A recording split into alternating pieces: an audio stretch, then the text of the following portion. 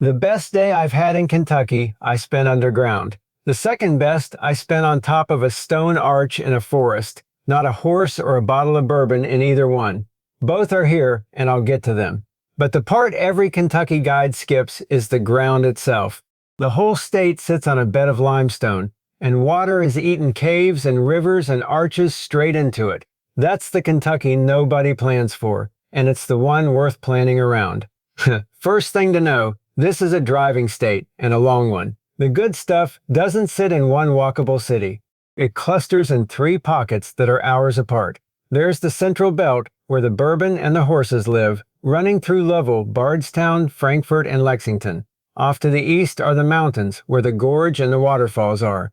And out west there's a seriously remote strip of lake country, more water than towns, that's a separate trip on its own. So the mistake is trying to see all of it in one loop. You can't, and you'll spend half the week watching farmland roll past the window. Pick one end of the state and dig in. For a first visit, make it the eastern half, because that one region hands you the caves, the arches, and the whole bourbon corridor without a single long transfer day. Where you base yourself decides more than any one site will. Choose the wrong town, and you'll spend the good hours in the car. For a lot of people, the answer is Bardstown.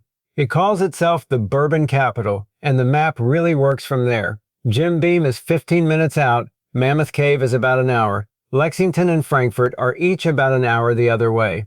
Skip the chain motel on the interstate and stay in one of the old bed and breakfasts in town. One of them is run out of the old county jail, and yes, you can book a night in a cell if that's your idea of a good time.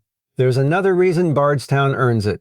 Half an hour up the road at Bernheim Forest, a Danish artist hid 3 giant figures built out of salvaged wood along the trails, and it shares a highway exit with Jim Beam, so you can do both in one morning. If you'd rather not drive, base in Lovell instead. It's the one place in the state where you can walk a whole row of distilleries and never touch a car. But stay out in the neighborhoods, away from downtown. The Highlands and Nulu are where the city eats and drinks, and they're where locals kept pointing me.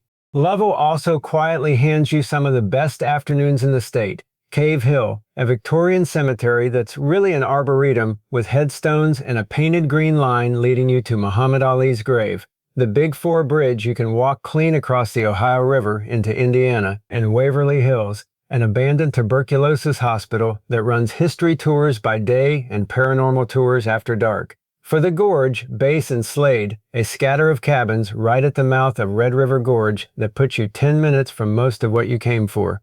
And down near Corbin in the southeast, the lodge at Cumberland Falls is basically a hotel with the waterfall right out front, restaurant and all, and I'll come back to why that matters. Here's what that eastern base buys you, and it's the reason to fly in at all. Start with Mammoth Cave near Cave City. It's the longest cave system on Earth. More than 400 miles of it have been mapped and nobody has found the end. The booking mistake that ruins summer trips is turning up expecting to walk in, because the tours sell out for weeks, so you reserve online well ahead. The one to book is called Domes and Dripstones.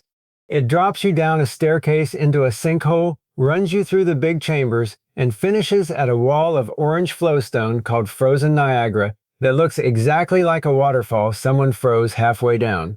If those stairs rule you out, the easier historic tour still gets you down there. And if the whole schedule is booked solid, the local move is Carter Caves further east, where you can wander some of the caves without a tour group at all. And if you're overnighting out here, skip the interstate chain for the old motel where the rooms are concrete teepees. I'd take that over a highway chain any day. Nearly all of this has to be booked, and the cave tours especially go weeks ahead. I keep a travel guide for getting the costs down, plus a short list of the Kentucky drivers and operators I trust. Both are in the description below. Sort those out before you fix your dates. 20 minutes from your cabin in Slade, do Red River Gorge and Natural Bridge on the same day, because it's the same rock and the same forest. The gorge has more natural stone arches than anywhere east of the Rocky Mountains, well over 100 of them. Gray's Arch alone spans nearly 80 feet, and climbers fly in from other continents to work these cliffs. The trails everybody photographs get packed, and they bake in the sun by July, so take the tip the weekend hikers gave me and head for the quieter loops like Indian Creek instead. At Natural Bridge, you walk out on top of the arch itself, on bare sandstone with the treetops a long way down. You can hike up or ride an open chairlift for most of the year, though it shuts over winter, so check before you count on it. 2 spots I'd steer anyone to first, and both are close by. A few minutes from the gorge, at Rogers, an old limestone mine flooded, and now you paddle through it. It's called Gorge Underground.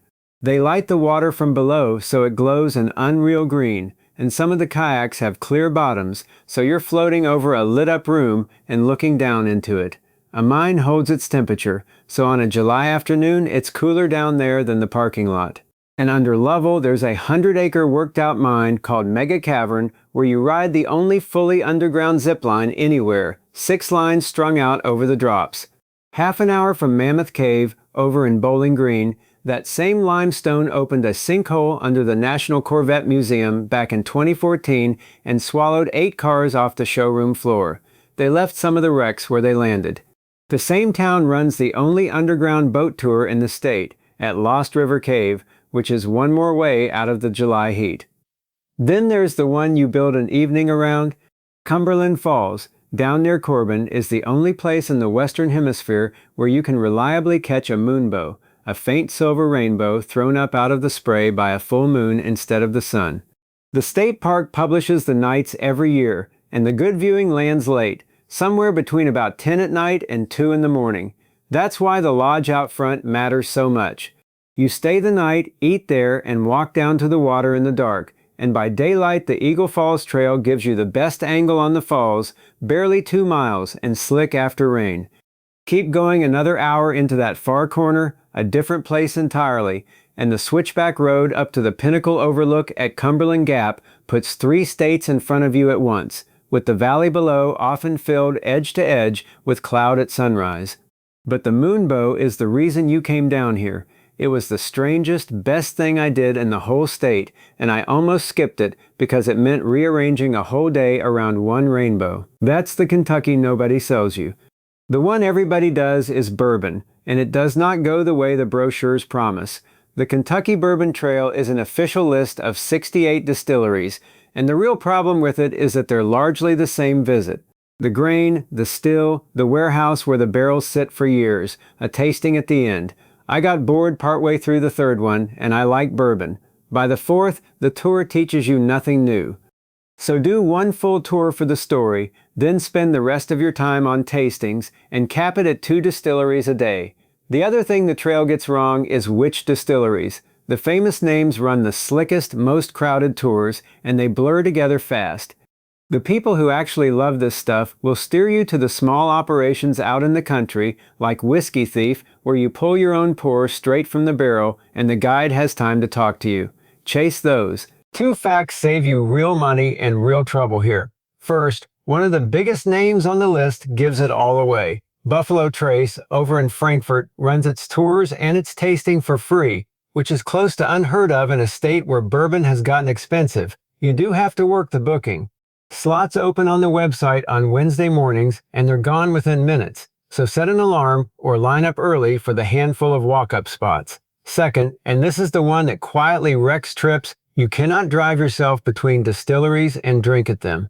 Uber and Lyft only work in Lovell and Lexington. Everywhere else, a ride you booked will just cancel and leave you stranded in a gravel lot. So either base in Lovell and walk, or hire a driver for the day, and Bardstown is full of companies that exist for exactly that. While you're there, have a drink at the Old Talbot Tavern, which has been pouring since 1779 and calls itself the oldest bourbon bar in the world. The horses are the other thing on every postcard, and there's the same gap between the picture and the real thing. Everyone pictures the Kentucky Derby, but Derby Day at Churchill Downs is a crowd you won't get near without planning a year out and spending serious money. Any other day, the Derby Museum on the site runs guided walks out onto the track, and that's the version to do. The grandstand, the dirt, the twin spires, and the whole history of the race, without the hat or the second mortgage. If what you want is horses running in front of you, drive to Keeneland in Lexington. It only races 2 short stretches a year, a few weeks each spring and fall, and it's dark on Mondays and Tuesdays, so check the calendar. But general admission runs single digits. The first race is at 1 in the afternoon, and pound for pound, it's the best value in Kentucky racing. For the animals up close, the Kentucky Horse Park outside Lexington is a working farm where the great racehorse Man o' War is buried under a bronze made deliberately bigger than he ever was. And half an hour on, in Georgetown, a farm called Old Friends lets you walk right up to retired champions out in the paddock, which is quieter and stranger and the bit I still think about.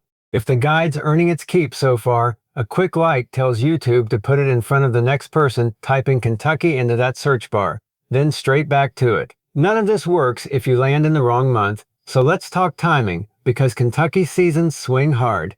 Fall is the answer for the eastern half. The gorge turns, Cumberland Falls runs its color, and the moonbow nights are on the calendar. If you can only go once, go in October and accept that you'll be sharing the trails. Summer is the season people get wrong. It's hot and sticky, the famous gorge hikes have no shade, and the cave tours are booked out for weeks. The move that works is going underground, where it stays cool. The cave, the flooded mine, the cavern under level. Winter is quietly good if you know what it's for.